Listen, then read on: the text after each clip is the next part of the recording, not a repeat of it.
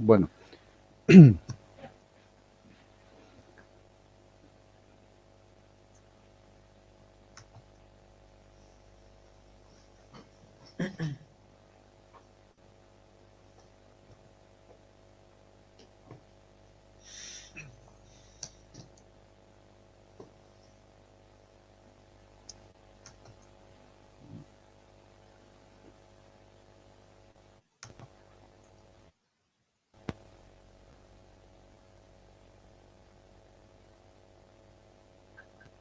bueno, eh, muy buenas noches, señores, a quienes les interesa la historia de Bolivia, a todos aquellos quienes nos están siguiendo en la primera transmisión de Historia de Bolivia Documentos. Mi nombre es Juan Pablo Mamani Flores y hoy viernes 22 de mayo vamos a empezar con la primera transmisión de Historia de Bolivia Documentos.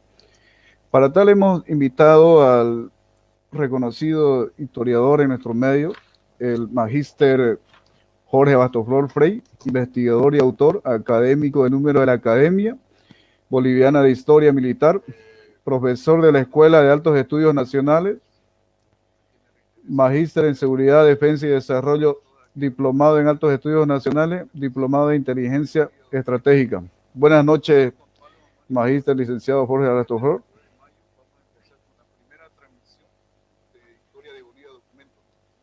Para tal hemos invitado al reconocido historiador en nuestro medio, el magíster Jorge Bastoflor Frey, investigador y autor académico de número de la Academia Boliviana de Historia Militar, profesor de la Escuela. Buenas noches, magíster, licenciado.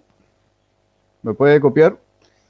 Buenas noches. Buenas noches. Buenas noches, Juan Pablo.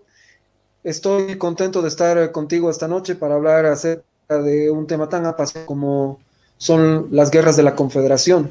Sobre todo el tema que nos reúne, que es la guerra de pacificación del Perú, que es la primera de esas guerras de la Confederación. Un saludo muy cordial a las personas que nos acompañan desde sus casas y esperamos que esta transmisión sea de su agrado. Yo le quiero agradecer a nombre de todos quienes integramos este grupo. Muchas gracias por haber aceptado la invitación.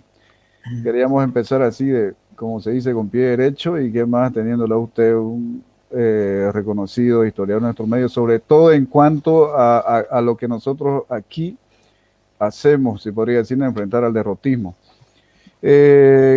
Como bien lo decía usted, nosotros vamos a tocar el tema de la Guerra de Pacificación del Perú. Bien sabemos que esta época de la historia de Bolivia es poco conocida, lamentablemente. Y como usted lo ha dicho, lo he escuchado a usted, que la historia secreta de Bolivia es la misma historia de Bolivia. Y hoy vamos a destapar esa historia secreta que es la misma historia de Bolivia. Bueno, vamos a hablar de la Guerra de Pacificación del Perú. Esta guerra inicia en 1835 con la invasión boliviana en junio y acaba con la derrota, con la victoria boliviana en Socabaya en 1836. Para tal motivo, vamos a adentrarnos más a lo que fue en esta época que se dio en el contexto de las guerras de las confederaciones y en el contexto en que en la época en que Bolivia estaba, como dice Alfredo, el escritor del Cóndor Indio de Santa Cruz, era la más temida de Sudamérica. Bueno, licenciado, en la Guerra de Pacificación del Perú, es cuando se da la intervención boliviana en el Perú, la primera intervención boliviana en el Perú. Sí, vendría a ser la primera intervención boliviana en el Perú. Que se va a producir en 1835. Vamos a tener una segunda intervención boliviana el año de 1841, después de la batalla de Ingavi, pero evidentemente esta es la primera. Y sucede después de ya haber soportado Bolivia una intervención peruana el año de 1828. En aquel año, Gamarra, el ejército peruano conducido por el general Gamarra, tiene que retirarse de nuestro país y después de eso se produce todo el el proceso de la recuperación de Bolivia a partir de la llegada del mariscal Andrés de Santa Cruz a la presidencia de nuestro país. ¿Cuál era la situación de Luis José Orbegoso en el Perú, el presidente provisorio? ¿Cuál era su situación de ahí, su situación política o militar? Orbegoso era el presidente constitucional del Perú, pero la situación de Orbegoso, a pesar de ser el presidente constitucional del Perú, era bastante delicada porque habían varios grupos que no lo querían ver en el poder. Y los principales de esos grupos era uno, el que estaba dirigido por el general Gamarra, del cual ya hemos hablado hace un momento, y el otro que estaba dirigido por un joven general peruano muy querido, especialmente en el contexto limeño, de la ciudad de Lima, que era el general Felipe Santiago Salaverry. Estos eran los dos grupos principales que le disputaban a Orbegoso la presidencia del Perú. Pero como he dicho al principio, Orbegoso era el presidente constitucional del Perú y en esa situación va a ser que va a solicitar la ayuda boliviana. Antes de 1835, cuando se da el Tratado de Silva en La Paz, ¿ya hubieran solicitado los peruanos la intervención de la potencia mediadora, como se dice, Bolivia? ¿Ya hubo una solicitud para que Bolivia interviniera en el Perú? Sí, de hecho ya hubieron acercamientos, ya hubo acercamientos entre Orbegoso y Santa Cruz desde 1834, pero la situación del Perú todavía era inapropiada, inadecuada para la intervención boliviana. Lo que yo estimo es que Andrés de Santa Cruz estaba esperando que la descomposición política dentro del Perú hiciera crisis, para que la llegada del ejército boliviano al Perú no sea vista como una intervención o como una invasión, sino que sea vista más bien como lo que él tenía en mente, una pacificación del Perú que estaba sumido en terribles luchas internas entre estas tres facciones que hemos mencionado, la facción de Orbegoso, la facción de Gamarra y la facción de Felipe Santiago Salaverry. Entonces, Andrés de Santa Cruz estaba esperando el momento en el que esa descomposición política justificase lo suficiente la presencia boliviana en el Perú.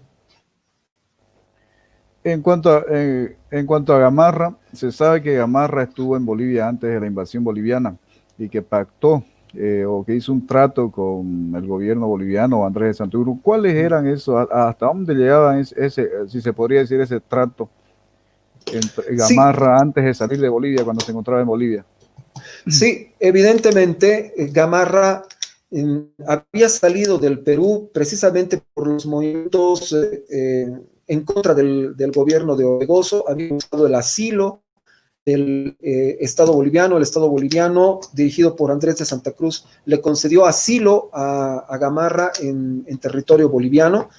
Y en esas circunstancias que se producen los que se conocen como los tratados de Sucre, porque se realizaron en la ciudad de Sucre. No son en realidad tratados propiamente dicho, porque los tratados se realizan entre países y no entre personas, pero además deben tener la aprobación de los congresos de dichos países. Estas fueron negociaciones que llevaron adelante el general Agustín Gamarra, peruano, y el mariscal Andrés de Santa Cruz, de parte de Bolivia, para procurar en un momento en el futuro confederar a los estados peruano y boliviano. Y no sabemos a ciencia cierta hasta qué punto llegaron las conversaciones entre Gamarra y Andrés de Santa Cruz. Lo que sí sabemos es que Gamarra estaba de acuerdo con el plan de Santa Cruz, o al menos eso le manifestó a Andrés de Santa Cruz, de que estaba de acuerdo con regresar al Perú, preparar las condiciones para tomar el mando en el Perú y preparar las condiciones para comenzar el proceso de confederación con Bolivia. Y en base a esa posición era que el Estado boliviano, o específicamente el gobierno de Andrés de Santa Cruz, decidía apoyar económicamente, con material y también, obviamente, si fuese necesario, con un ejército a Gamarra para que pudiese tener en control la situación en el Perú. Yéndonos en cuanto a la invasión en sí, que ya se inicia luego del tratado, justamente, ni bien se hace el tratado, creo que al siguiente día ya inicia la invasión boliviana. Este tratado de Silio, ¿dónde fue firmado y cuándo fue ratificado por Bolivia? El tratado en realidad se firma en la ciudad de La Paz, por eso es que, pero ya este es un acuerdo diferente al que había llegado Andrés de Santa Cruz con Gamarra. Gamarra.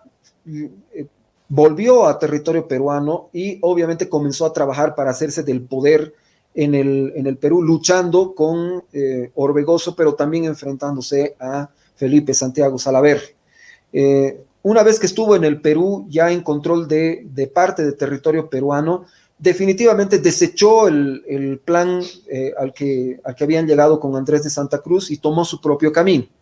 En esas circunstancias es que Orbegoso, que es el presidente constitucional del Perú en este periodo, como ya hemos dicho, recurre nuevamente a Andrés de Santa Cruz para pacificar al Estado peruano, que estaba muy convulsionado, y visto que Gamarra le había dado la espalda, entonces Andrés de Santa Cruz decide finalmente realizar un acuerdo con Orbegoso. Ese acuerdo se conoció como el Tratado de la Paz. Se firmó el año 1835. De parte del Estado peruano vino el general Quirós para poder firmar aquel tratado, que ya tenía la aprobación previa del Congreso peruano, no solamente del Poder Ejecutivo, sino también del Congreso peruano, que había autorizado a Orbegoso a solicitar la ayuda del ejército boliviano. Y en realidad la firma del tratado llevó inmediatamente a que Andrés de Santa Cruz decida entrar al Perú. El tratado pasó al Congreso boliviano, donde debía ser aprobado para ser completamente legal.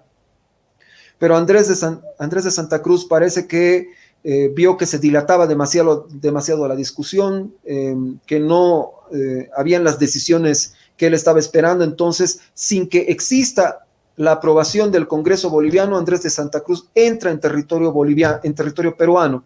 Y es por eso que esta intervención se puede catalogar perfectamente como una invasión. Cuando penetra el ejército boliviano al Perú, en la invasión que hace, ¿cuántas son las tropas bolivianas que hay, los efectivos? ¿Con cuántos soldados o con cuántas tropas ingresa el ejército boliviano ahí? Lo que hay que tomar en cuenta es que como no existía la aprobación del Congreso boliviano en ese momento, entonces obviamente Santa Cruz no podía movilizar a toda la fuerza militar de que disponía Bolivia en aquel entonces, que estaba seguramente muy cerca de los 5.000 hombres. Ese era el ejército que poseía Bolivia en aquella época para 1835. Entonces, dependiendo del autor que se revise, las tropas con las que ingresa Santa Cruz están entre los 2.000 y los 3.000 hombres. Y cuando ya Orbegoso se encuentra al encuentro con Santa Cruz, ¿con cuántas tropas aporta Orbegoso al ejército boliviano? ¿Cuántas tropas es que le entrega? Es interesante ver que Andrés de Santa Cruz tenía la expectativa de que Orbegoso por lo menos igualase la cantidad de tropas que él mismo, Andrés de Santa Cruz, había dispuesto. Entonces, seguramente Andrés de Santa Cruz estimaba que las fuerzas dispuestas por Orbegoso iban a llegar hasta los 3.000 hombres seguramente.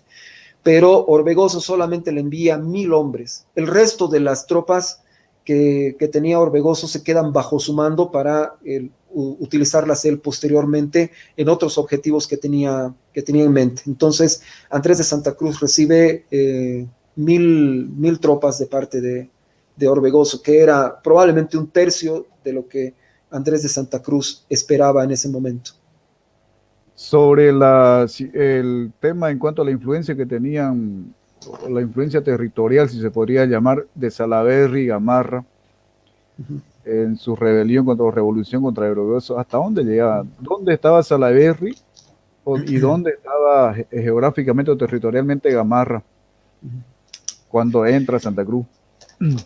Cuando llega a Santa Cruz, Salaverry ya ha logrado dominar el norte del Perú y obviamente esa es la zona que entra dentro del área de influencia de la ciudad de Lima. Mientras que Gamarra ya había dominado gran parte del sur del Perú, con las ciudades de Arequipa y Cusco en esa zona de influencia. Entonces, en realidad Orbegoso en este momento no tiene una base de operaciones firme como podía ser Lima o como podía ser Arequipa. Y ambos territorios controlados por estos dos caudillos que le disputaban la presidencia, que le disputaban el poder.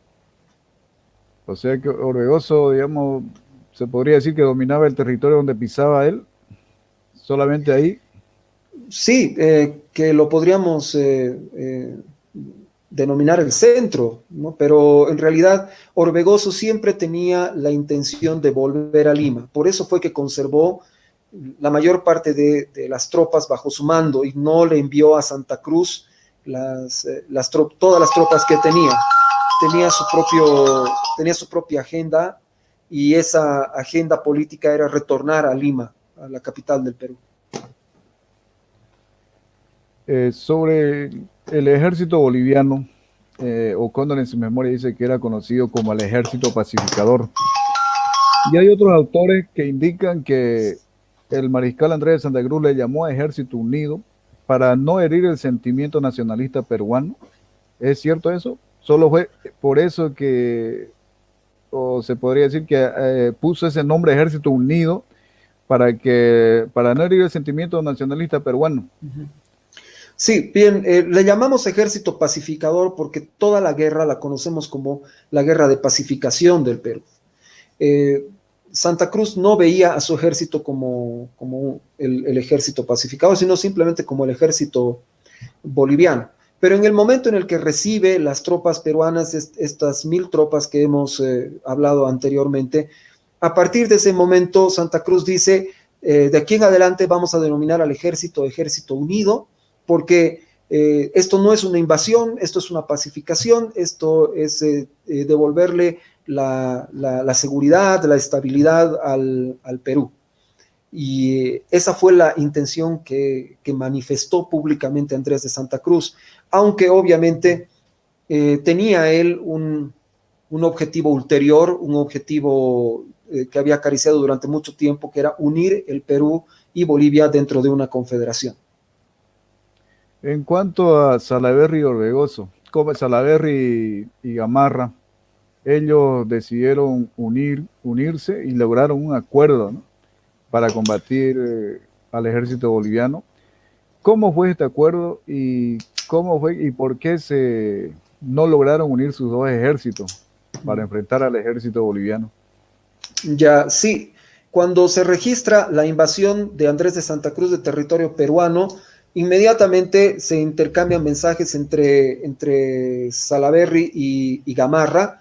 Ellos sabían que Orbegoso era quien había abierto la puerta del Perú a Andrés de Santa Cruz, entonces obviamente lo dejan fuera de estas conversaciones. Entonces Gamarra y Salaverry deciden dejar de lado sus diferencias para enfrentar al ejército boliviano. Para enfrentar a ese ejército boliviano llegaron a un acuerdo preliminar que era que Salaverry iba a mantener el poder político dentro del Perú, mientras que Gamarra iba a asumir la conducción del ejército. Pero la condición previa para que este acuerdo se lleve a la práctica era que Gamarra llevara las tropas que tenía bajo su mando hasta Lima y las uniese a las tropas que tenía Salaverry. Ahí fue donde comenzaron los problemas. ¿Por qué? Porque Gamarra no quiso por ningún motivo llevar las tropas hacia Lima y unirlas a las tropas que tenía Salaverry. Gamarra, con razón obviamente, temía que en el momento en que se uniesen las tropas, Salaverry lo tomase preso, porque obviamente Salaverry tenía un mayor ascendiente, era más respetado en Lima, tenía una mayor cantidad de alianzas en Lima de las que tenía Gamarra en ese momento. Entonces Gamarra temía que en el momento de que él llegase a Lima iban a tomar sus soldados y a él lo iban a encarcelar, lo iban a exiliar o de repente lo iban a matar. Entonces, él decide no incorporarse a las tropas que tiene Salaverry bajo su mando, aunque un resultado positivo para el Perú de ese acuerdo al que llegan Gamarra y Salaverry fue que dejaron de enfrentarse las tropas peruanas de Gamarra con las de Salaverry, sí, y todas ellas ya se concentraron en atacar a Andrés de Santa Cruz. Bien. Luego de esto, ya cuando Gamarra decide Gamarra, ¿no?, enfrentar solo al mariscal Andrés de Santa Cruz, y ahí se da la batalla de Yanacocha. ¿Cuál fue la estrategia del ejército boliviano en esa batalla? ¿Y cuál fue el resultado para el ejército boliviano? Bien. Las dos batallas más importantes de esta guerra son la batalla de Yanacocha y la batalla de Socabaya. Ahora vamos a hablar de Yanacocha, pero es importante hacer la aclaración que aparte de estas batallas, hubieron otras batallas también, que no las ha recogido la historia con la suficiente intensidad. Imaginemos nada más que en este momento ya hemos olvidado de lo que se trata Yanacocha, ya hemos olvidado lo que se trata Socabaya, entonces otras batallas que se libraron, como la batalla de Gramadal, por ejemplo, han desaparecido completamente ya de nuestro radar histórico, y es necesario recuperar todos esos enfrentamientos, porque en su mayoría fueron victorias bolivianas. Entonces, sobre esa batalla que usted menciona, ¿hay algunos documentos sobre eso? He visto el documento de pacificación del Perú, documentos y sucesos notables de pacificación del Perú, pero aparte de eso, ¿hay otro documento que donde se pueda conseguir aquello? Disculpe. Sí, se puede conseguir esto. Obviamente es literatura que está ligada con el mundo militar, pero en el libro de Díaz Arguedas, Fastos Militares, se hace mención de muchos de estos enfrentamientos.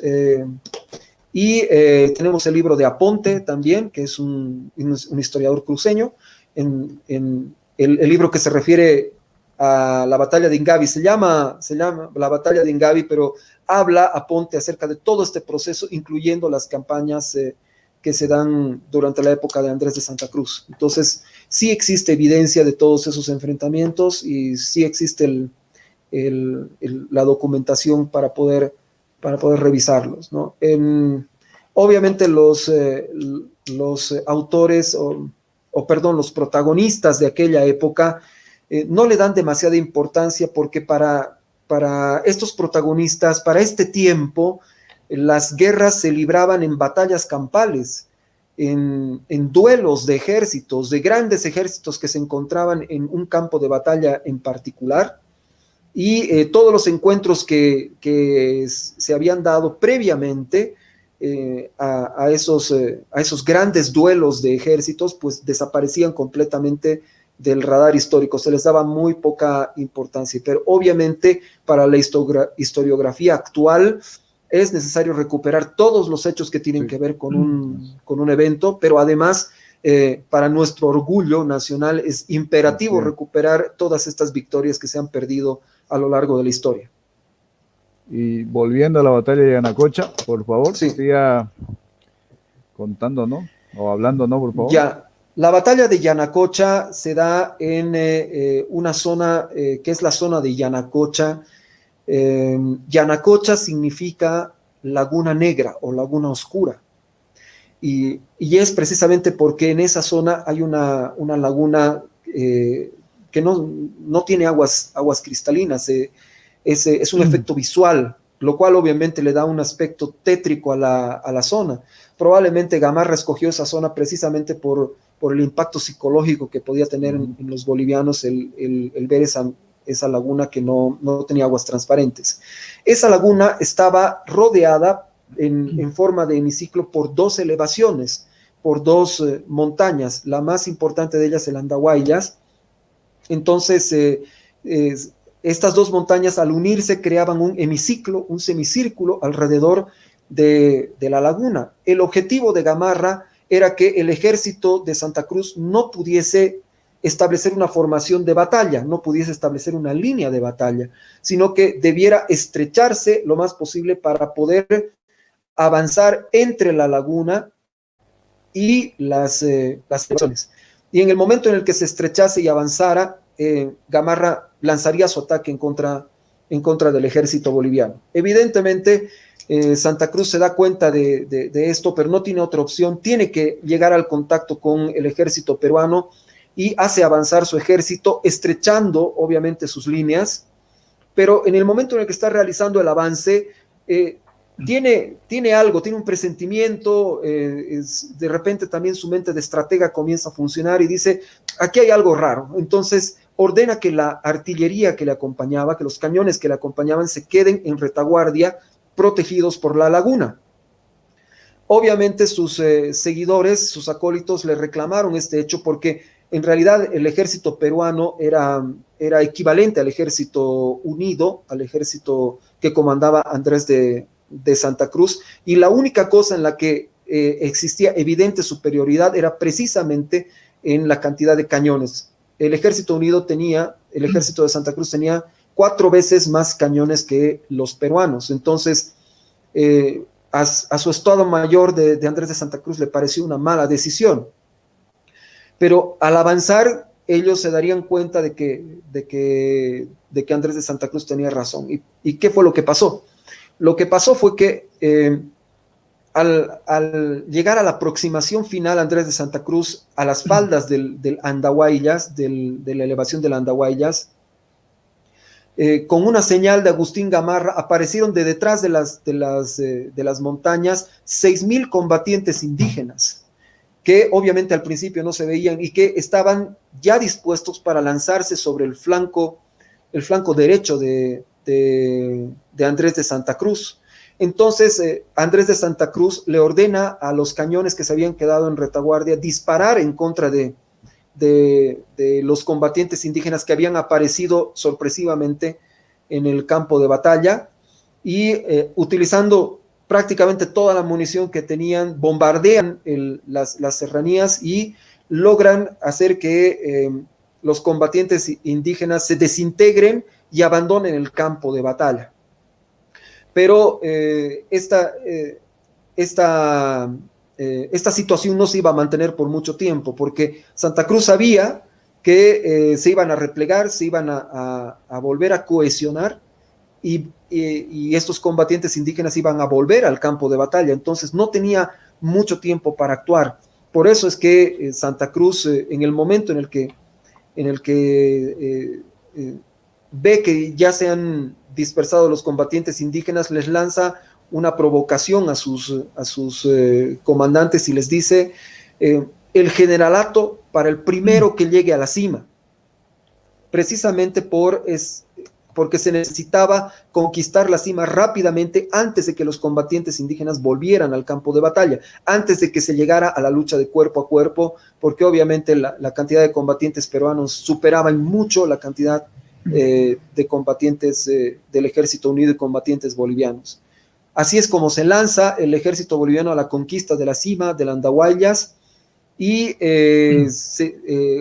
escalan muy rápidamente. Una característica fundamental del soldado boliviano en esta época es que es magnífico para escalar elevaciones, pero de todos los comandantes, el primero que llega con sus tropas a la cima es José Vallivián, y es José Vallivián el que conquista la cima y logra quebrantar la línea peruana, y a partir de ese momento comienza la desintegración del ejército de Gamarra.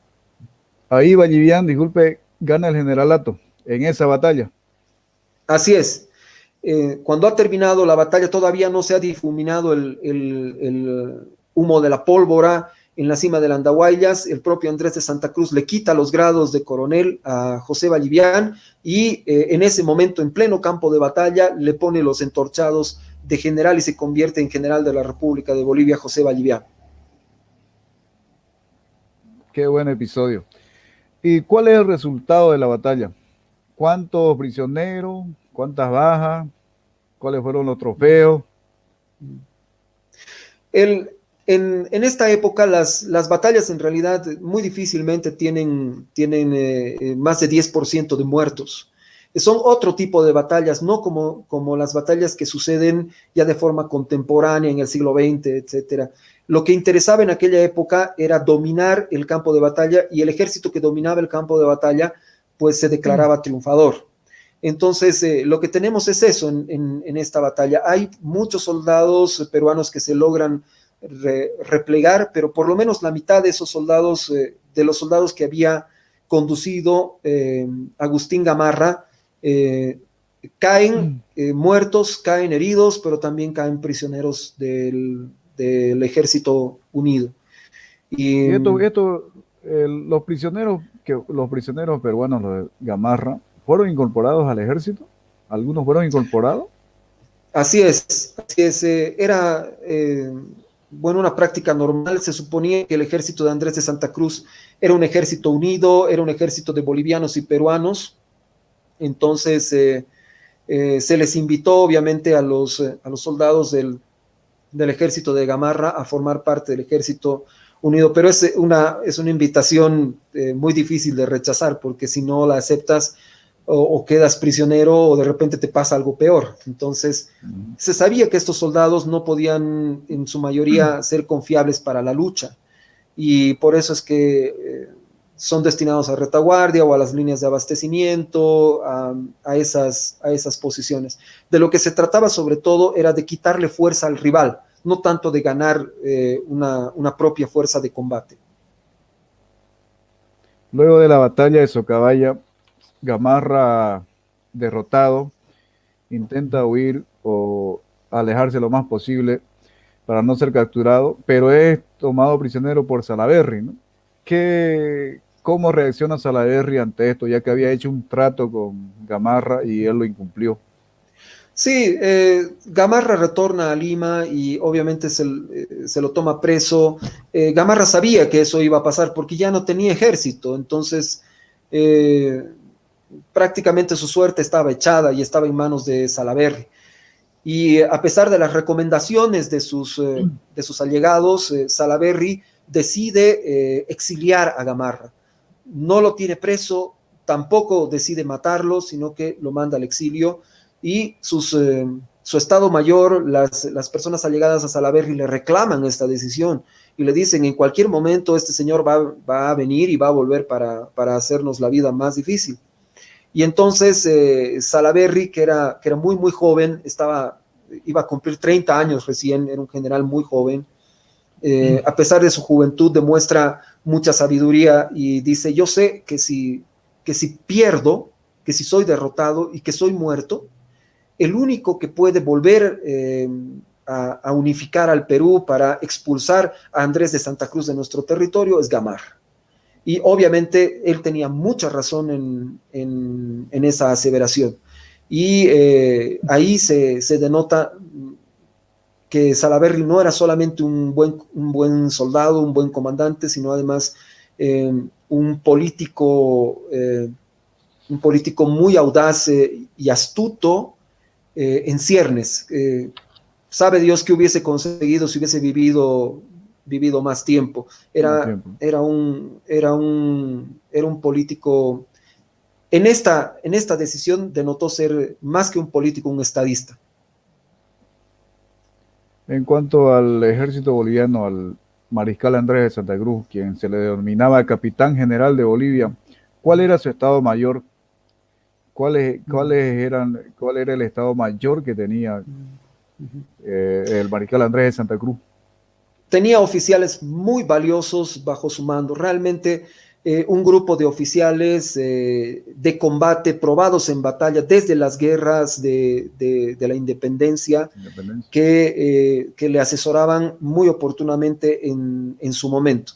Entre esos oficiales destacan, por supuesto, José Vallivian, destaca Francisco Burdett O'Connor, que era de origen irlandés, destaca Otto Felipe Braun, que es de origen germánico.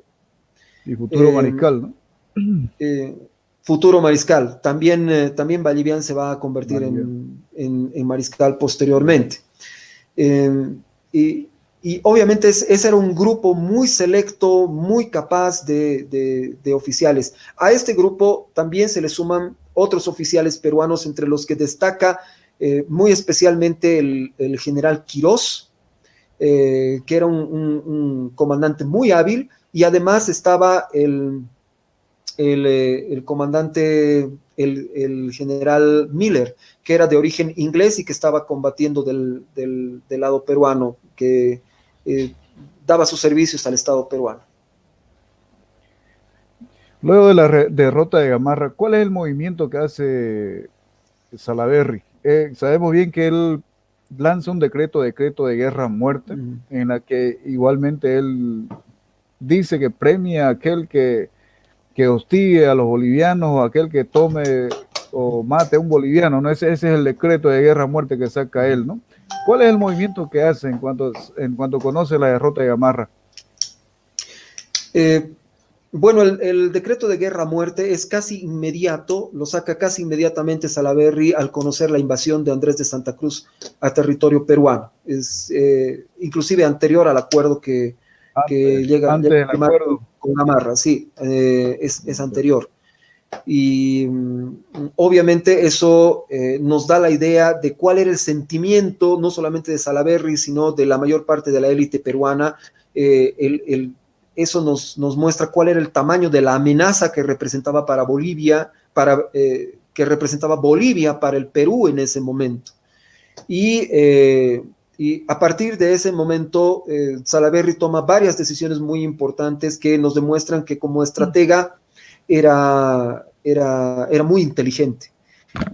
Levanta un ejército que era inclusive superior al ejército de Gamarra, toma el control de la flota peruana, que era una flota muy importante en la década de los años 30 del siglo XIX, y antes de comenzar su campaña terrestre en contra de Andrés de Santa Cruz, lo que hace es lanzar un ataque marítimo en contra de los puertos bolivianos, lo cual obviamente demuestra mucha inteligencia de su parte. Ataca a los puertos bolivianos, destruye el puerto de Cobija, que era el principal puerto boliviano, y de esa manera interrumpe el comercio internacional de Bolivia. Bolivia no podía exportar ni importar a través de aquel puerto que se había convertido durante el gobierno de Andrés de Santa Cruz en una verdadera puerta de ingreso y de salida para Bolivia. Era un puerto que estaba en pleno crecimiento, y Salaverry ataca los puertos bolivianos y especialmente el puerto de Cobija. Después de ello es que va a emprender recién la campaña terrestre. Y en la campaña terrestre, ¿cuál es su primer encuentro con el ejército del mariscal Andrés de Santa Cruz? Bueno, hay varios encuentros preparatorios antes de la batalla. Hay varios intentos de desembarco que trata de hacer Salaverry, pero finalmente en donde se van a ver las caras, el ejército de Salaverry y el ejército de Andrés de Santa Cruz va a ser en la ciudad de Arequipa, en plena ciudad de Arequipa. Tomar la ciudad de Arequipa fue realmente complicado para Santa Cruz, para el Ejército Unido. ¿Por qué fue complicado? Porque se combatió prácticamente dentro de la ciudad. Tenemos una primera batalla en el río Chili y posteriormente otra en el río Uchumayo. Y ambos encuentros entre las tropas de Santa Cruz y de Salaverry al final terminaron siendo con saldo positivo para las tropas peruanas.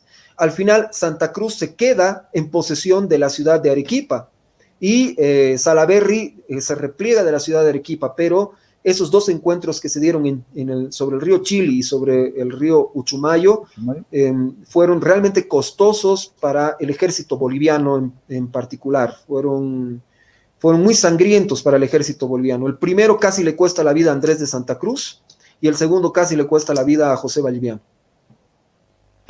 De esas dos batallas, que es el de Chili y Uchumayo, el más mejor conocido, el que más se habla, sería la batalla de Uchumayo, ¿no? Así es, ahí es el más conocido. Salaverry festeja con pompa sobre ese. Ahí es donde ya se conoce la marcha que él tenía anteriormente, que no la marcha de la Salaverrina, ¿no? Que hasta hoy en día creo que tocan en las marchas militares del Perú, de la República del Perú, ¿no? En recuerdo a la batalla de Uchumayo, ¿no? Así es. Solo que ya no se la conoce como la Salaverrina, así se la conocía mientras él vivía. Después de su muerte va a venir a festejar su mayor triunfo a nivel internacional, que es precisamente la batalla de Uchumayo. en la batalla de Uchumayo hay un resultado muy positivo para sus tropas, aunque Y ahí después queda tiene que retirarse. herido, ahí queda herido el ya general Vallivian, ¿no? En la batalla de Ahí Uchumayo. queda muy mal herido ¿Qué sucedió? era ¿Cómo es más que queda posible, herido? era más posible que muera que viva. En realidad fue un De viva. milagro que sobreviva Vallivian a la batalla. Lo que sucedió fue que Vallivian fue en persecución del ejército peruano y logró entrar en contacto con la retaguardia peruana. Entonces, Vallivian estaba convencido de que podía tomar a la retaguardia peruana y derrotarla. Eso sucede en el momento en el que el propio Vallivian ve cómo están cruzando las últimas tropas peruanas el puente sobre el río Uchumayo. Entonces él ordena una carga general en contra del puente porque piensa que va a tomar por sorpresa a la retaguardia peruana, pero lo que pasa en realidad cuando llega el ejército boliviano, las tropas bolivianas llegan al puente de Uchumayo, de los lugares cercanos comienzan a aparecer cañones que habían sido ocultados por el ejército peruano, ocultados por Salaverry, y cuando las tropas bolivianas están sobre el puente embotelladas, les disparan con cañones. Y los que reciben más daños son el batallón primero de la Guardia, que actualmente se conoce como Colorados de Bolivia. Y Los, por supuesto, los Colorados de Vallivian, Bolivia. así Los es. Colorados de Bolivia hoy. Así es. Esta es la unidad que recibe mayor daño porque estaba encabezando el ataque. Vallivian estaba encabezando el ataque, reciben entonces las ráfagas de los cañones peruanos y ocurre un destrozo, obviamente, entre las tropas bolivianas y el propio José Vallivian es herido casi de muerte. Bien. Haciendo un paréntesis, vamos a hacer recuerdo a las personas que nos siguen, por favor, si tuvieran algunas preguntas, van a ser respondidas por el magíster Jorge Bastoflor luego de esta entrevista y pueden ir haciendo sus preguntas y yo voy a ir pasándole las preguntas. Luego de la batalla de Uchumayo, ya se viene la batalla de Socabaya. En la batalla de Socabaya se sabe que es la derrota de Salaverry. ¿Cómo se da la batalla de Socabaya? ¿En qué condición estaba Gamarra? ¿Qué condiciones el ejército del mariscal Andrés de Santa Cruz? ¿Cómo se da esa batalla? ¿Y cuál es el resultado de esa batalla? Bien, lo primero que hay que decir es que, obviamente, como hemos dicho hace un momento, Salaverry estaba en Arequipa. Y Salaverry estaba en Arequipa producto de una mala decisión, un error estratégico que comete, probablemente por la propia necesidad que tenía Salaverry de desalojar a un ejército invasor de su territorio. Toma la decisión apresurada de abandonar Lima e ir hacia el sur para enfrentarse a la brevedad posible. Al momento de salir de Lima, Orbegoso aprovecha la oportunidad para entrar a la ciudad de Lima y tomar el control de esa ciudad. Salaverry, a su vez, toma el control de la ciudad de Arequipa, pero con la llegada de Santa Cruz, a pesar de sus victorias tácticas que tiene sobre el río Chili y sobre el río Uchumayo, tiene que abandonar la ciudad de Arequipa. Entonces toma la decisión de volver a la ciudad de Lima. Para volver a la ciudad de Lima, Salaverry decide hacerlo por mar, utilizando la flota que tiene bajo su control. Entonces se dirige hacia el mar, se dirige hacia el Océano Pacífico para embarcar en su y dirigirse hacia la ciudad de Lima.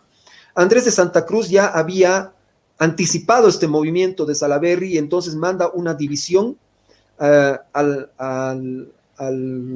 la costa, al puerto de Islay, y ocupa el puerto y obviamente impide que Salaverry tome contacto con su flota. Impide que la flota peruana se acerque hacia la costa para poder recibir al ejército de Salaverry. Salaverry es informado de que ya no puede abordar la flota, entonces decide retornar hacia Arequipa y tomar posición de batalla en una elevación que se conoce como Paucarpata y que va a ser muy, muy importante para la historia de Bolivia. Si el mariscal Santa Cruz no hubiese cortado el paso a Islay, no hubiese habido posiblemente la batalla de Socabaya, ¿no? Porque Casi con toda, Salaverry quería, casi con toda seguridad, porque después del daño que recibió el ejército boliviano, sobre todo en Chile y en Uchumayo,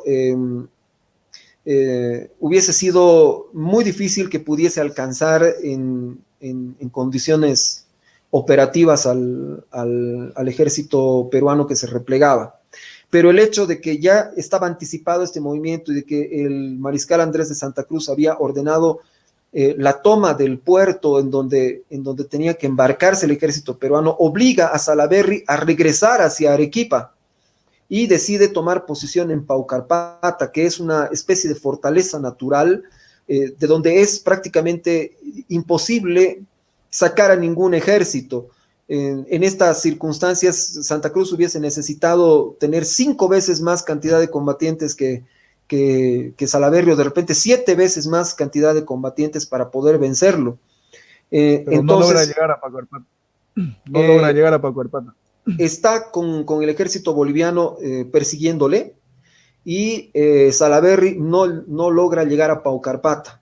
Y en el momento en el que se da cuenta de que no puede llegar a Paucarpata, toma posición en la elevación de Socabaya, que es, ya no es una montaña, sino es una pequeña colina, pero obviamente manteniendo el lugar alto a su favor. Las tropas bolivianas, el ejército unido debía subir a esa elevación para poder entrar en contacto con el ejército peruano.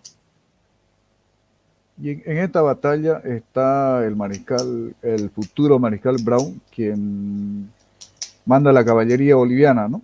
Así es, manda la caballería. ¿Cómo fue su actuación de Otto Felipe Brown? Fue realmente muy importante, fue determinante durante la batalla. Lo primero que hay que recordar es que estos ejércitos eran equivalentes en tropas, entonces al momento de entrar en contacto se necesitaba alguna herramienta militar que pudiese lograr el desequilibrio. Y de parte de Bolivia estaba la caballería de lanceros que dirigía Otto Felipe Brown, y de parte del lado de Salaverry estaban sus coraceros, que los conducía inclusive él mismo. El mismo Salaverry era el que conducía a los coraceros. Cuando entran en contacto los dos ejércitos, actúan los coraceros peruanos y cumplen con su objetivo. Están socavando las alas del ejército boliviano. Andrés de Santa Cruz manda a los lanceros de Brown para luchar en contra de los coraceros. Se enfrentan estas dos fuerzas y momentáneamente Brown logra detener a los coraceros peruanos, pero lógicamente la fuerza que tiene esta rama particular de la caballería es muy grande, es caballería pesada, mientras que los lanceros de Brown son caballería liviana. Entonces, el equilibrio dura muy poco y los coraceros que tenían corazas de acero, por eso se llamaban coraceros, tenían cascos, tenían lanzas y además tenían sables curvos, comienzan a ganar terreno y finalmente logran el desbande de la caballería boliviana. La caballería boliviana, inclusive al replegarse, hace mella sobre las propias tropas. Y a partir de ese momento parecía que todo se iba a caer para el ejército boliviano. Pero lo entonces es que se demostró la fortaleza del soldado boliviano, que se mantuvo en la batalla a pesar de que las probabilidades estaban en su contra. Y los coraceros que actúan como caballería pesada necesitan reagruparse para volver a golpear. No pueden continuar en el campo de batalla sin golpear. Esa es su misión dentro del campo de batalla.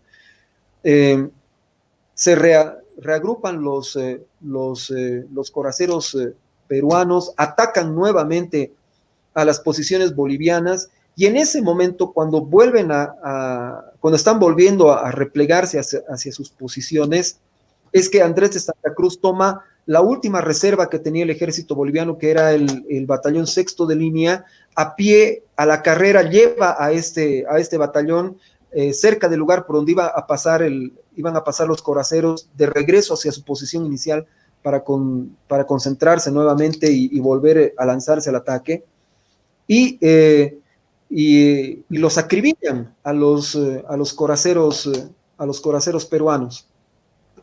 En ese momento ocurre un desbande de los coraceros peruanos, y en ese desbande los propios coraceros peruanos se arrastran una parte de las tropas de infantería, es decir, penetran dentro de sus propias tropas y las desorganizan.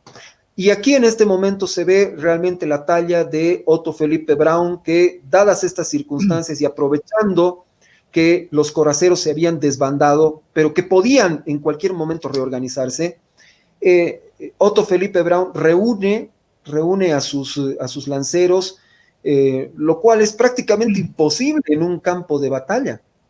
Es solamente la personalidad de Braun y también el coraje de los lanceros bolivianos en ese momento lo que provoca que se vuelvan a juntar los que habían quedado, y esa fuerza de caballería es la que le da el golpe definitivo al ejército peruano de Salaverry, concretando la victoria del Ejército Unido, la victoria boliviana.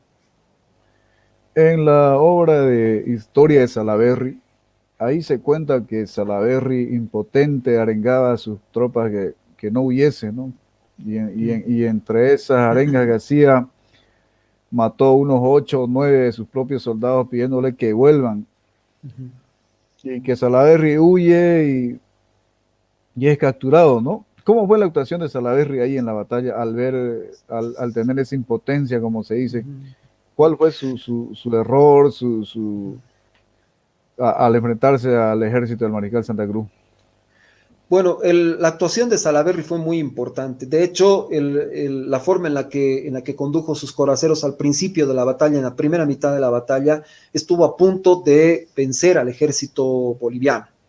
Y era una persona valiente. Él no se concretaba solamente a dar órdenes, sino que estaba presente en los lugares más álgidos del combate. El planteamiento que hizo fue inteligente. Buscó el terreno alto en Socabaya, llegó al contacto de las tropas de infantería, utilizó adecuadamente los coraceros que tenía para doblegar al ejército boliviano. Al parecer hubo falta de iniciativa de los comandantes que se encontraban con él, y lógicamente uno lee la historia de la batalla y solamente puede encontrar en el bando peruano la figura de Salaverry. En cambio, en el bando boliviano uno encuentra la figura de Andrés de Santa Cruz, la figura de Otto Felipe Braun, la figura de José Vallivian. Es decir, hay varios comandantes que tienen su propia capacidad y la emplean en el campo de batalla. Entonces, parece ser que el hecho de que Salaverry no tuviese otros comandantes que se encargasen de arengar, de organizar, de reorganizar y de tener iniciativa propia en el combate fue lo que ocasionó finalmente su derrota. Entonces, el desempeño fue bueno de Salaverry y, bueno, le pasó lo que podría pasarle a cualquier persona luego de la batalla, de que al ver cómo se replegaban sus tropas, cómo retrocedían, habiendo todavía oportunidad de ganar la batalla, entonces se enoja con sus propias tropas y obviamente descarga su rabia sobre los soldados. Eso al final contribuye a la dispersión del ejército de Salaverry, ¿no? Si las tropas ven a su comandante que está ofuscado y no toma el control de la situación, entonces lo más lógico es que decidan tomar su propio camino.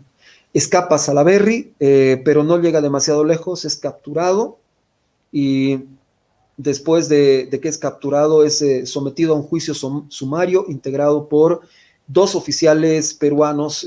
Obviamente se dice que Santa Cruz estaba detrás de esos 2 oficiales peruanos. Estos oficiales deciden que Salaverry era culpable de traición, y ordenan su fusilamiento.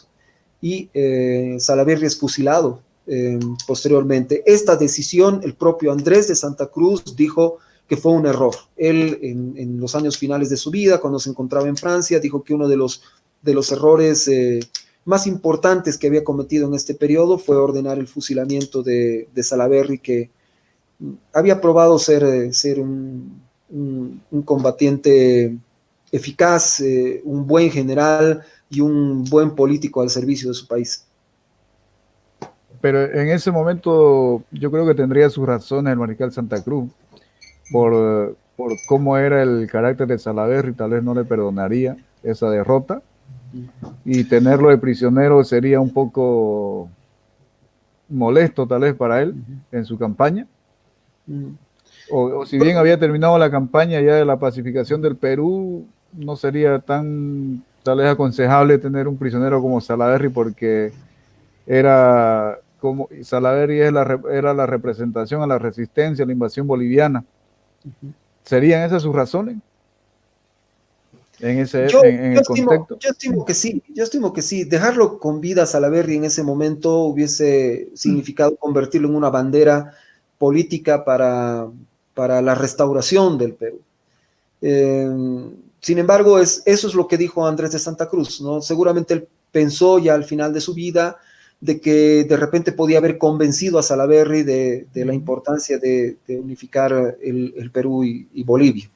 Y es muy diferente las decisiones que toman las personas en el momento álgido del combate que las decisiones que toman después ya con la serenidad de la paz. Así es. Bueno, otro paréntesis, no se olviden a nuestros seguidores de la transmisión que pueden hacer sus preguntas al finalizarla. Pueden escribir sus preguntas y todas las preguntas que hiciesen van a ser respondidas. Continuando con la guerra de pacificación del Perú, los estandartes tomados en la batalla de Yanacocha, las de Chilis, Uchumayo por tomar Arequipa y la Socabaya, los trofeos, eso, ¿fueron llevados a Bolivia? Así es, muchos de ellos. En las acciones en donde la victoria le había pertenecido a tropas peruanas o el comandante había sido peruano, lógicamente los trofeos de guerra se quedaron en Perú, ¿no? Producto de esas batallas, pero en donde las tropas bolivianas eran predominantes, donde los comandantes bolivianos eran predominantes, generaron varios trofeos de guerra que fueron traídos al Estado boliviano. Esos trofeos de guerra estuvieron dentro de territorio boliviano hasta que fueron devueltos después de la caída de la Confederación. Se devolvieron al Perú como señal de buena fe y de que debía normalizarse la situación entre Perú y Bolivia, cosa que no sucedió. A pesar de este acto, obviamente el Perú conservó una actitud reacia, belicosa y hostil en contra de Bolivia, una actitud que se puede ver hasta el día de hoy. O de venganza sería, ¿no? Porque Gamarra quería limpiar esa humillación que él lo veía como humillación, ¿no? Porque fue cuando en el gobierno de Gamarra que se hizo la devolución, y siempre él decía que era para limpiar la honra de los peruanos, ¿no? Más o menos esa era la forma en que él solicitaba la devolución. Me imagino que esa era su intención, pero las victorias no se pueden borrar. Las victorias bolivianas obtenidas en el campo de batalla son imborrables, indelebles, y lo que tenemos que hacer es más bien recordarle a nuestros compatriotas los enormes esfuerzos que hizo el país, las enormes victorias que se consiguieron como producto de estas campañas, y que no solamente sean recordadas, sino que sean reconocidas por encima de hechos como, por ejemplo, el 23 de marzo, ¿no? en donde prácticamente celebramos una derrota.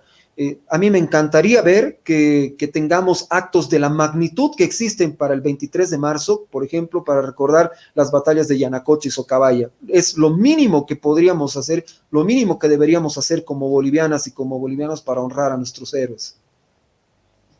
Díganos, por favor, la fecha exacta de la batalla de Yanacocha y Socabaya para que todos quienes nos siguen lo conozcan.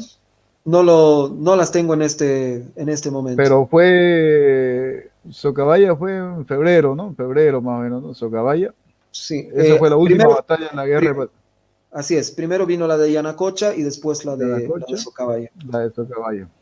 Sí, Nosotros nos vamos a encargar de hacer actos de celebración por esas batallas. Y fueron muchas, no son las únicas. Después vienen otras más guerras y victorias de Bolivia. En así es. cuanto a la batalla de Socabaya, es el fin de la guerra de pacificación del Perú, ¿no? La batalla Es de el fin, Socabaya. es el fin de la guerra. Después de esa batalla ya no hay resistencia dentro del Perú. Dos ejércitos peruanos han sido derrotados por las tropas bolivianas con algún apoyo Pero bueno, de tropas peruanas muy menor, sin embargo, y queda el camino abierto para que se pueda llevar adelante ese proyecto que tenía Andrés de Santa Cruz, que era unir al Perú y a Bolivia en una confederación. Todo producto de la victoria que tienen las armas bolivianas en el Perú. Normalmente se nos induce a pensar de que Perú y Bolivia se unificaron por un sentimiento de hermandad, por cercanía geográfica, por una disposición política amistosa. No fue así. La Confederación exactamente. Boliviano-Peruana fue el producto de la victoria de las armas bolivianas en territorio extranjero. Esa fue la razón por la que después fue posible levantar la Confederación Boliviano-Peruana. La victoria, no la actividad diplomática, ni la historia, ni la cultura, ni nada por el estilo. No fue como se cree y a veces sigue creyéndose en algunas partes de la sociedad que fue entre besos y abrazos, como dicen. No, No. fue por los triunfos que obtuvo el ejército boliviano cuando penetró en el Perú, ¿no? Así es, la victoria fue lo que produjo como resultado la Confederación Boliviano-Peruana. ¿Cuáles son las consecuencias de esta guerra, el final de la guerra? ¿Cuáles son sus consecuencias? ¿Qué viene después? Porque el teatro de la guerra es en el Perú y es ahí donde hay grandes cambios, ¿no? ¿Cuáles son las consecuencias de esta guerra? Bueno, las consecuencias son bastante amplias. Lo primero es, obviamente, que se sientan las bases para que se conforme la Confederación Boliviano-Peruana. Para hacer eso, el Estado peruano se divide en dos, Estado norperuano y Estado surperuano. Y va a ser esta una de las medidas más criticadas al gobierno de Santa Cruz y obviamente algo que los peruanos nunca van a perdonar en su vida, el hecho de que el Estado peruano haya sido dividido en dos estados, ¿no? Estado peruano y Estado norperuano y Estado surperuano. Esa es una de las consecuencias, probablemente la más importante.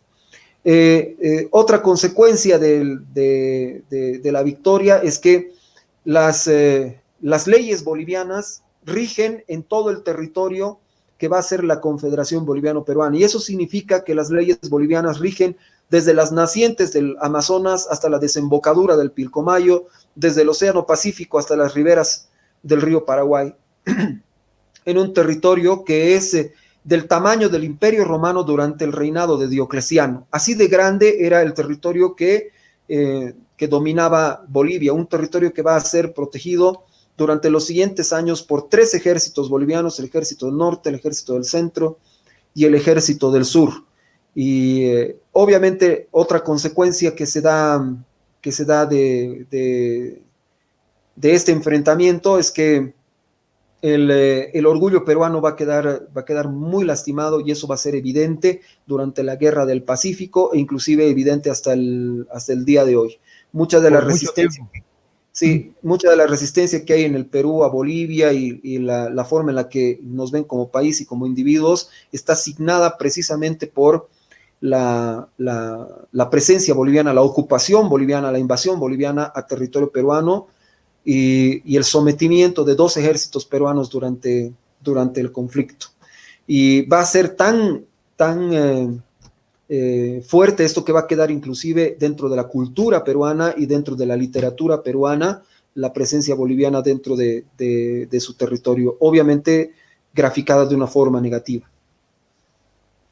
Va a ser tal que la primera novela de la ya República del Perú habla de la invasión boliviana, que esa novela El Padre Orán, donde aunque El padre Orán. novelísticamente el Padre Orán ahí habla de cómo hasta dice, ¿no? La arrogancia de los militares bolivianos, cómo las mujeres bolivianas, las mujeres peruanas se vestían a la boliviana para encantar a los oficiales bolivianos. Es tal el dominio que dura desde 1835 hasta 39, ¿no? 1839. 1839. Luego de esto de la guerra de pacificación del Perú, las consecuencias que vienen, desaparece la República del Perú y nacen dos estados. ¿Cómo es la mirada de los países vecinos? Que inevitablemente tienen que estar mirándolo, quieran o no. Era inevitable, y más que todo a aquellos a quienes les interesaba esto. ¿Cómo era la mirada de Argentina y de Chile? La verdad es que causó estupor lo que había pasado. Porque en la Sudamérica hispanoamericana, la Sudamérica que se había independizado de España, seguía recordando que los dos principales centros subimperiales dentro de Sudamérica eran precisamente Buenos Aires y Lima. Eran no solamente las ciudades más importantes de la América hispanoamericana de la Sudamérica hispanoamericana en ese momento, sino además los centros que se estimaba que iban a desarrollar grandes potencias en algún momento.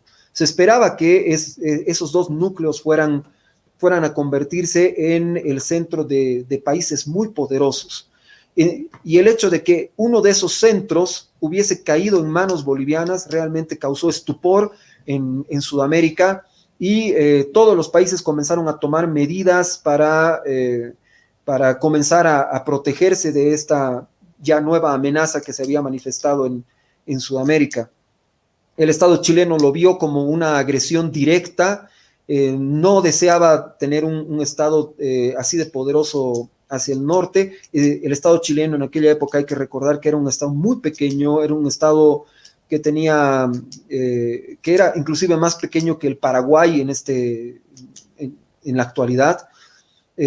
Otro país que se estaba conformando, que vio con malos ojos esto, era la Argentina, que no es la Argentina que existe en la actualidad. En aquella época lo que había era la Confederación Argentina, en donde las provincias eran independientes, eran estados independientes. Salta era un estado, Tucumán era otro estado, Corrientes era otro estado, Buenos Aires era otro estado. Y estaban comenzando a dar los pasos para conformar una sola identidad argentina. El hecho de que se hubiese conformado un estado poderoso al norte hacía que inclusive las provincias del norte argentino o varios pueblos del norte argentino se sintiesen naturalmente atraídos por ese nuevo estado que estaba emergiendo, como en realidad pasó. Varios pueblos y varias regiones del norte argentino pidieron su incorporación al Estado boliviano, precisamente por el engrandecimiento que se estaba dando. Entonces, obviamente esto causó resquemor en Buenos Aires, sobre todo, y se llevó a cabo una campaña política muy fuerte para desencadenar una guerra en contra de la Confederación. Tenemos también noticia de que en Colombia, aunque se veía lejano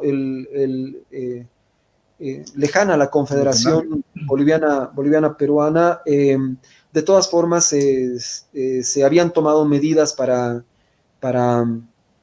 defenderse en caso de necesidad de este estado que estaban haciendo. Y obviamente el Brasil también se sintió amenazado, hasta el punto de que cuando la Confederación o el propio Andrés de Santa Cruz solicitaron la compra de dos navíos brasileños, el Estado brasileño se negó.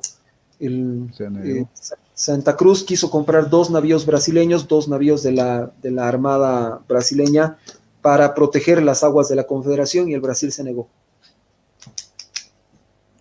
Entonces eso significa que era tal el escenario, tal la hazaña que hizo Bolivia en esa época, que se podría decir que formó un imperio, porque más tarde ya estaría en el norte argentino, lo que es las provincias de Salta y Jujuy, y hasta las fronteras del Ecuador en el Perú. Luego de esto, en las ya repúblicas independientes de Sudamérica, ¿hubo otro país que haya hecho lo que hizo Bolivia? Estar en dos países, Argentina en el sur y en Perú en el norte, prácticamente como se dice, la bandera boliviana flameaba desde Argentina hasta Perú. ¿Hubo otro La, país que haya hecho algo de tal magnitud?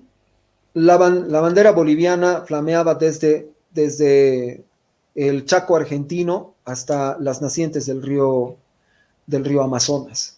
Y no existe otro estado que haya hecho esto. Bolivia sometió, ya cuando existía la Confederación, sometió a las fuerzas militares de tres países al mismo tiempo, las fuerzas militares de Argentina, de Perú y de Chile, las sometió al mismo tiempo. Eh, Solamente hay otro caso de un país que se haya enfrentado a fuerzas militares de tres países y es la guerra de la Triple Alianza, en donde Paraguay. Paraguay se enfrentó a Brasil, Argentina y Uruguay, y obviamente fue un desastre para el Paraguay. En cambio, para Bolivia fue todo lo contrario. Bolivia se enfrentó exitosamente a las fuerzas militares de tres países al mismo tiempo en dos frentes diferentes, dos frentes que estaban alejados entre sí por casi 2.000 kilómetros. Y Bolivia pudo hacerlo con la fortaleza que tenía en ese momento moral y la fortaleza del espíritu que tenía Bolivia en ese momento, porque tropas tampoco teníamos demasiadas, era un territorio tan grande, tan vasto, que los 10.000 soldados que podía reunir, en el mejor de los casos, Bolivia no alcanzaban para cubrir semejante extensión territorial. Y eso que la población boliviana y siempre fue menor, ¿no? A las otras de los otros países. Y Por aún así supuesto, se pudo lograr.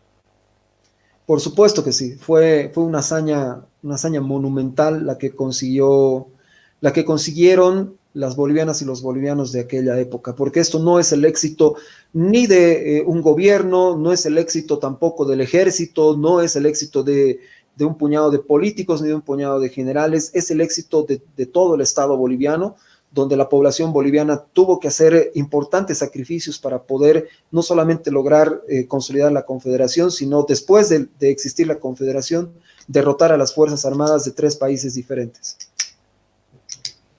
Y en cuanto a Argentina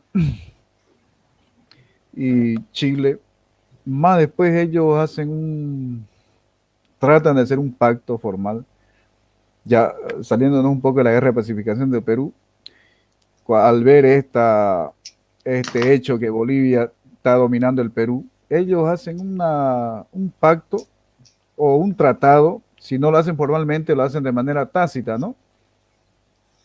Sí, hay movimientos diplomáticos entre Santiago de Chile y Buenos Aires para establecer una alianza en contra de la Confederación Boliviano-Peruana.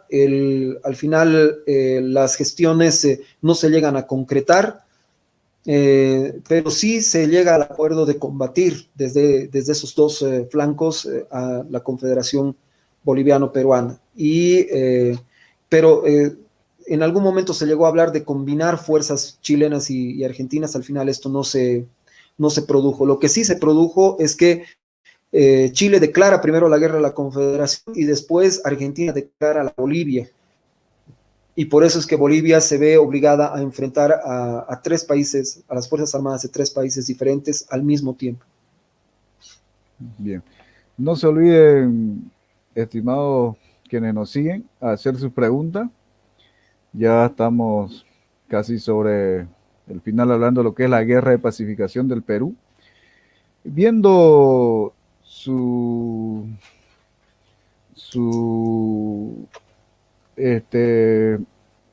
en sus textos de usted, donde habla de las 13 guerras internacionales de Bolivia, ¿qué número de guerra es esta, la guerra de pacificación del Perú? La primera guerra es obviamente la guerra de independencia, que tiene su propio relato aparte y tiene sus propias glorias. Después de ello viene la invasión de Brasil a Chiquitos, después de eso viene la intervención, la invasión de Gamarra de Perú en 1828, y este vendría a ser la guerra de pacificación del Perú, vendría a ser la cuarta guerra que tiene que enfrentar Bolivia, la cuarta vez que se encuentra en estado de guerra con otro país. Esta guerra es victoria boliviana, con todas sus letras. ¿Perdón? Esta guerra de pacificación del Perú es victoria boliviana, con todas sus letras. Historia boliviana, es uno No, de los victoria eventos. boliviana, o digo, esta guerra es victoria boliviana. Victoria boliviana total, victoria boliviana total. Y como he dicho antes, no solamente contra un ejército peruano, sino contra dos. Dos ejércitos peruanos son derrotados en distintas batallas, donde las principales son la batalla de Yanacocha y la batalla de Socabaya. Y al final las tropas bolivianas desfilan en la ciudad de Lima. Y la ocupación boliviana dura más, la ocupación boliviana en el Perú dura más tiempo que la ocupación chilena que hace sobre el Perú después de la Guerra del Pacífico. En cuanto al desfile del ejército boliviano en Lima, ¿esto cuándo se da? A la En el marco finalización de del la, a la a la finalización finalización del de la conflicto, la guerra de pacificación del Perú. Y entran inclusive a Lima con, hay una guarnición boliviana en el puerto del Callao. o sea que el ejército boliviano desfila en Lima, después de Así la es, victoria en la guerra de pacificación del Perú. así es. Bueno, señores que nos siguen, quienes les interesa la historia de Bolivia, hemos podido conocer esta parte de la historia de Bolivia, esta parte que a veces no se conoce lamentablemente en las unidades educativas a fondo, y nosotros tratamos de resaltar aquello, lo que es la historia de Bolivia, siempre enfrentando al pensamiento derrotista que, que golpea, ¿no?, a la juventud, a los escolares, la juventud boliviana. Bolivia no es como se piensa que es solo derrotas y tropiezos y otras cosas. Todos los países tienen derrotas, todos, no hay uno que no tenga. Pero Bolivia ha tenido grandes triunfos, no solo en cuestión de desarrollo y triunfos, y ha hecho grandes hazañas que otros países no han podido lograr. Yo le agradezco mucho al magíster Jorge Abastoflor, y por favor, si pudiera dar sus conclusiones sobre esta guerra y algo que tuviera que decir a todos quienes nos están viendo y a todos los bolivianos. Principalmente esto. El mayor secreto de la historia de Bolivia es la historia de Bolivia. Nuestra historia, o nuestros libros de historia, para ser precisos, están llenos de vacíos y catástrofes, pero eso obedece a un objetivo en particular, y es romper el espíritu boliviano. Y eso se ha hecho durante generaciones para evitar que las bolivianas y los bolivianos tengan un espíritu completo y combativo, y de esa forma poder dominar a nuestro país y poder dominar al pueblo boliviano. Tenemos que sacarnos estas cadenas que nos están amarrando en la actualidad para poder también desencadenar todo el potencial de desarrollo de nuestro país. Ello solamente será posible si las nuevas generaciones creen que su país es un país victorioso, que es un país de éxitos, que es un país de desarrollo. Si seguimos enseñando a las nuevas generaciones esta historia obtusa, miope y falsa de que Bolivia solamente experimenta derrotas, lo que conseguiremos es seguir quebrantando nuestro espíritu nacional con grave peligro para la existencia de Bolivia. Esto debe terminar, y mientras más rápido termine, mejor. Y las personas que se mantengan en esa posición de seguir enseñando las derrotas deben ser consideradas como dañinas para el desarrollo boliviano. Gracias, licenciado, primeramente por concedernos esta entrevista, que era necesaria, importante para nosotros en cuanto a lo que nos enfrentamos, y muchas gracias por por hacernos conocer más sobre este tema de la guerra de pacificación del Perú. Y quisiera, por favor, aquí, no sé si comprometerlo o para otra, si pudiéramos tener el honor de tenerlo en otra entrevista, hablando de otro tema, de la historia de Bolivia. Va a ser todo un placer compartir nuevamente con todas y todos ustedes, porque es necesario hablar de nuestra historia, pero es sobre todo más necesario hablar de nuestras victorias que están que están mal registradas dentro de nuestra historiografía. Es necesario conversar lo más posible acerca de estos temas. Bien, entonces ya sabemos todos que tenemos entrevista para más adelante. Bueno, ahora vamos a empezar con las preguntas que nos hicieron los internautas, por favor, los que están viendo la transmisión. Aquí tenemos de Eric. Ahorita vamos a ver.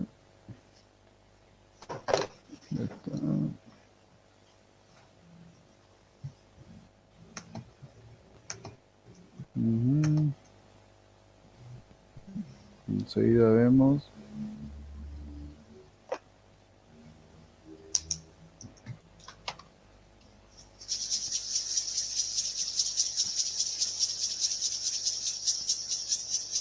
Bueno, aquí voy a preguntarnos cómo lo tomó el Brasil al conocer de la penetración de Bolivia en el Perú. ¿Cómo lo tomó el Brasil?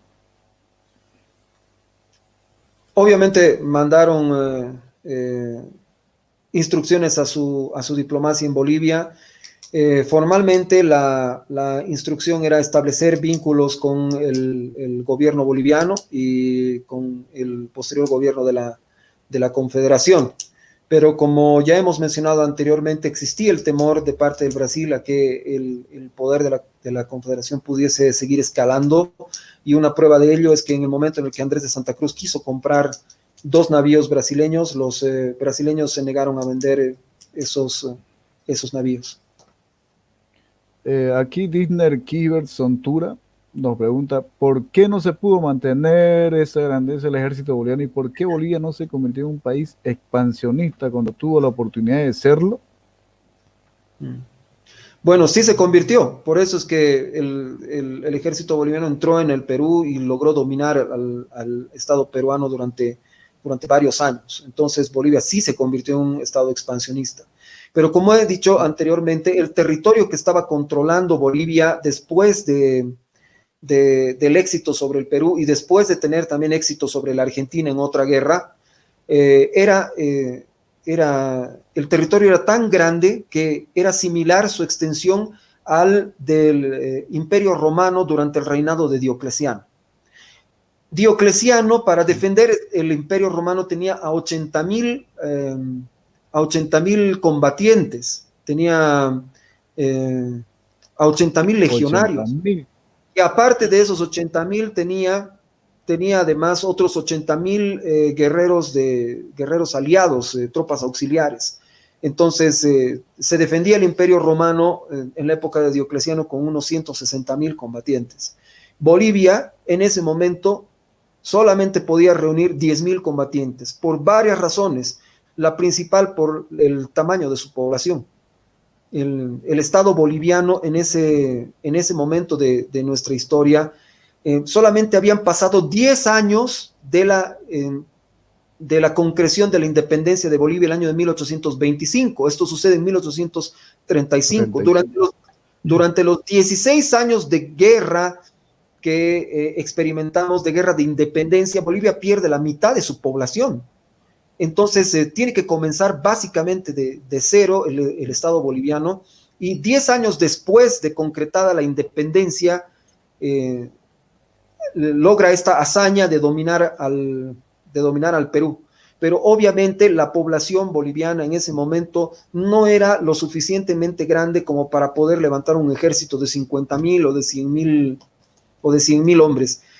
Andrés de Santa Cruz hizo todo lo posible por llegar a la mayor cantidad posible. Lo hizo a través de las guardias nacionales, y en el mejor momento tenía a 20,000 personas, a 20,000 tropas dentro de esas guardias nacionales, pero lo que no había era el armamento como para poder sostener a estos ejércitos, y obviamente, como en cualquier tiempo, era muy caro uniformar al ejército, armar al ejército, equipar al ejército. Es algo bastante caro. Y las finanzas bolivianas, aunque estaban saneadas en ese momento, tampoco permitían una mayor expansión de la fuerza militar boliviana. lo mejor que podía hacer en ese momento Bolivia era reunir 10.000 hombres, era lo máximo, para, para, para ocupar un territorio que, como he dicho antes, era del tamaño del Imperio Romano durante la época de Diocleciano. Bien. Eric Portillo nos pregunta en cuanto a ese tema del ejército. ¿En la campaña marítima contra el puerto de Cobija existían barcos bolivianos? Sí existían barcos bolivianos, pero lamentablemente Andrés de Santa Cruz no desarrolló una política de poder marítimo, sino hasta que ya fue muy tarde. Y parte de esa política marítima fue precisamente la propuesta de compra de dos navíos brasileños que iban a constituir la base de la Armada boliviana.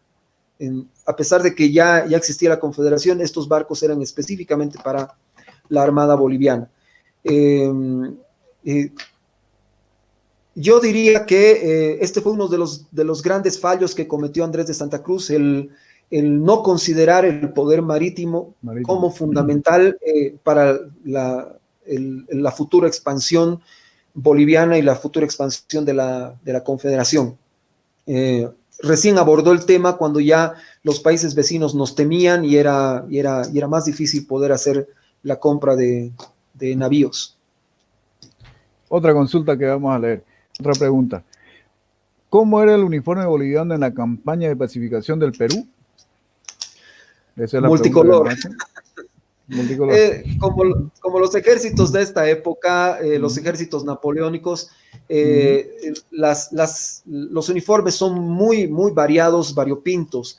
En realidad, en el mundo entero, esto va a ser así hasta la guerra franco-prusiana, que se va a dar en la década de los años 70, en donde los ejércitos van a terminar con esa tradición que existía de tener distintos uniformes para distintas unidades. Entonces, los uniformes bolivianos y peruanos son bastante variados en esta época. Sin embargo, habían colores que predominaban y el color azul marino era bastante predominante en aquella época. Quiero solamente hacer la precisión de que la diversidad de colores en los uniformes de los ejércitos de esta época en el mundo entero se daban para que los comandantes pudiesen ver a la distancia qué unidades eran las que estaban avanzando. Si todas las unidades fuesen del mismo color, el comandante no podía darse cuenta de cuáles eran las unidades que avanzaban, cuáles eran las unidades que retrocedían y cómo tenía que corregir cualquier eventualidad dentro del campo de batalla. Por eso es que las unidades tenían colores diferentes de chaqueta y colores diferentes de pantalón para que los comandantes pudiesen ver a la distancia, pudiesen distinguir a la distancia qué unidades eran las que estaban haciendo qué cosa en el campo de batalla. Bien. Tenemos otra pregunta. ¿Cómo fueron tomadas las noticias de las victorias en territorio boliviano por la clase política de ese tiempo y el pueblo? Hubo una algarabía inicial general, obviamente, dentro del territorio boliviano. Pero ya dentro de la élite política hubo divisiones porque la élite política consideraba que este proyecto estaba fuera del presupuesto boliviano y fuera del alcance a largo plazo. Muchos dirigentes políticos le habían dicho a Andrés de Santa Cruz que había que esperar más tiempo para fortalecer más al Estado boliviano, para tener una mayor cantidad de población, para poder emprender una política de este tamaño, una hazaña de este tamaño. Entonces, obviamente se despertaron muchas susceptibilidades, pero donde más susceptibilidades se crearon fue en el hecho de que al partirse el Perú en dos países, cada parte con sus propios representantes políticos y con su propio Congreso, en el momento en el que se reuniesen esos representantes, la representación peruana iba a ser el doble que la representación boliviana, 1/3 para Nor Perú, 1/3 para Sur Perú, 1/3 para Bolivia. Entonces, en toda decisión que se tomara, el Perú siempre iba a tener 2/3 para poder seguir adelante con las decisiones. Esa era la objeción fundamental que había a esta forma de organización dentro de Bolivia. El hecho de que en la reunión de los representantes peruanos iban a ser siempre el doble que los representantes bolivianos. Y de ahí se podría tal vez deducir que la caída de la Confederación no fue, digamos, por una derrota, no fue por la resistencia boliviana, tal vez a esa forma de división política, se podría decir. Bueno, existen varias razones. La militar no es la razón principal. Después de que el ejército de Santa Cruz es derrotado en la batalla de Yungay, Bolivia todavía tiene 2 ejércitos para poder enfrentarse a cualquier eventualidad. Bolivia tenía 3 ejércitos en este momento: el ejército del norte, el ejército del centro y el ejército del sur. El que fue derrotado fue evidentemente el ejército del norte, pero todavía existía el ejército del centro al mando de Vallivian y el ejército del sur al mando de Velasco. Cuando Santa Cruz estaba regresando a territorio boliviano para tomar el mando del ejército del centro, y quién sabe también seguramente tropas del ejército del sur para volver a la pelea, ahí es cuando comienza a descomponerse la situación política dentro de Bolivia y al final le resulta adversa. Lo que hay que recordar también es que antes que se produzca la invasión, la llegada del segundo ejército restaurador chileno a territorio de la Confederación, Orbegoso ya había separado el norte del Perú de la Confederación. El estado norperuano ya se había separado oficialmente de la Confederación. Entonces, obviamente, se le había quitado al ejército del norte, sobre todo, la fuerza militar que era propia del estado norperuano.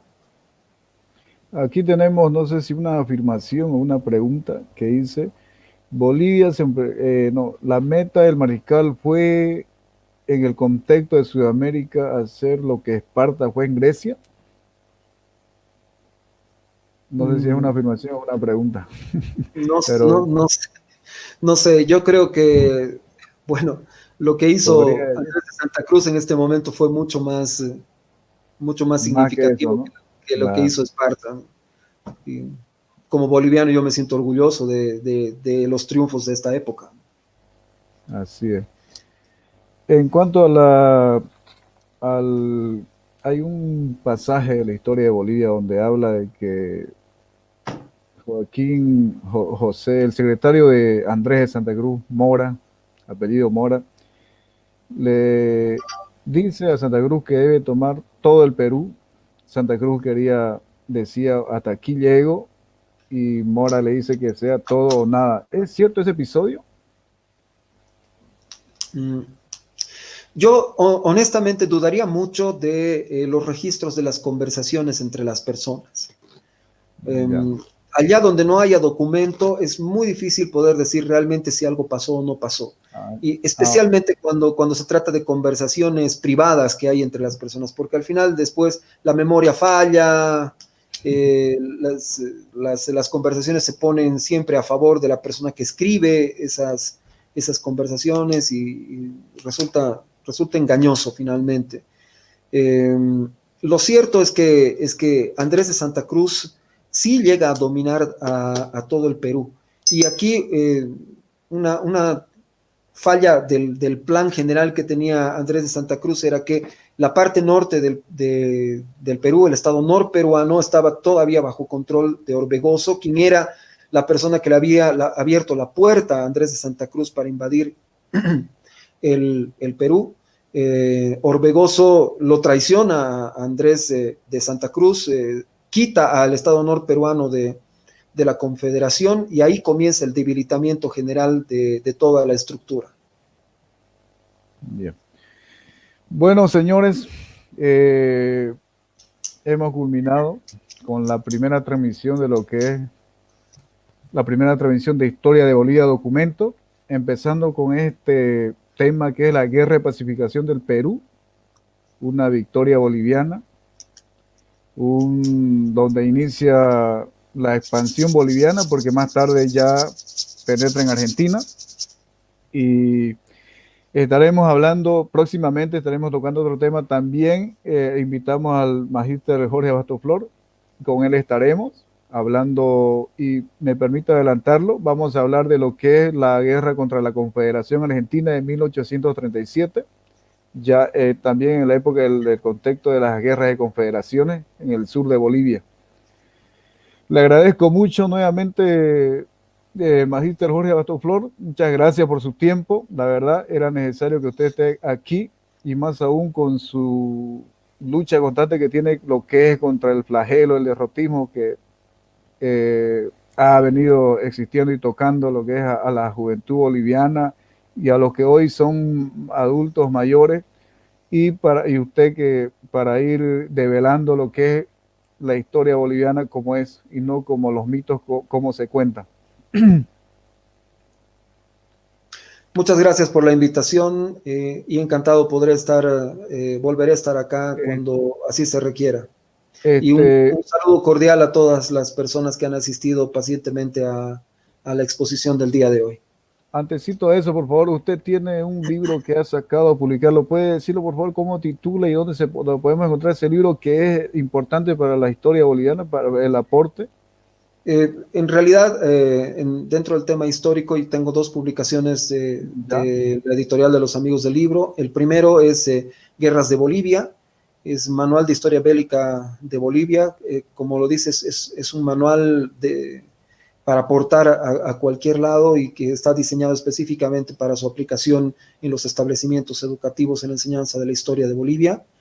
Y un libro que acabo de publicar, que es Días de Gloria, en el cual se hace referencia a batallas en particular en las cuales ha triunfado, sobre todo batallas en las que ha triunfado Bolivia. Es una serie de relatos que cuentan la historia de Bolivia desde el punto de vista de las batallas que se libraron. ¿dónde encontramos esos libros? ¿Dónde, en Eh, qué librerías, en qué ciudades? Y si podría, por Ahora, favor, el costo, si no es mucha molestia. no sé cuál es el costo que lo están ofreciendo Ah, en ya. la librería, pero ninguno de los dos está costando por encima de los 50 bolivianos. Es un material muy accesible que está específicamente diseñado para que pueda entrar en los establecimientos educativos. Ese es mi mayor interés, obviamente no el rédito económico que se pueda lograr con esto. Por lo pronto, están en las ciudades de La Paz, Cochabamba y Santa Cruz. En las ciudades de La Paz y Cochabamba, en los Amigos del Libro, las librerías de los Amigos del Libro, es en exclusividad que se está ofreciendo. Especialmente el libro Días de Gloria ha salido como parte de la campaña de homenaje para los 75 años de la existencia de la editorial Los Amigos del Libro. En Santa Cruz lo pueden encontrar en la biblioteca, en la librería, quiero decir, La Rayuela. Y obviamente estaremos haciendo todos los esfuerzos necesarios, a pesar de la cuarentena y todo aquello, para que se pueda conseguir el material en otras ciudades del país. Bueno, muchas gracias. Ya saben todos dónde se pueden conseguir aquellos libros que son importantes para el aporte de la historia boliviana. Y nuevamente, muchas gracias, magíster Jorge Abastoflor, y esperamos tenerlo nuevamente. Buenas noches y muchas gracias. Y gracias a todos que nos siguieron. Muchas gracias por la invitación, un placer estar acá. Buenas noches.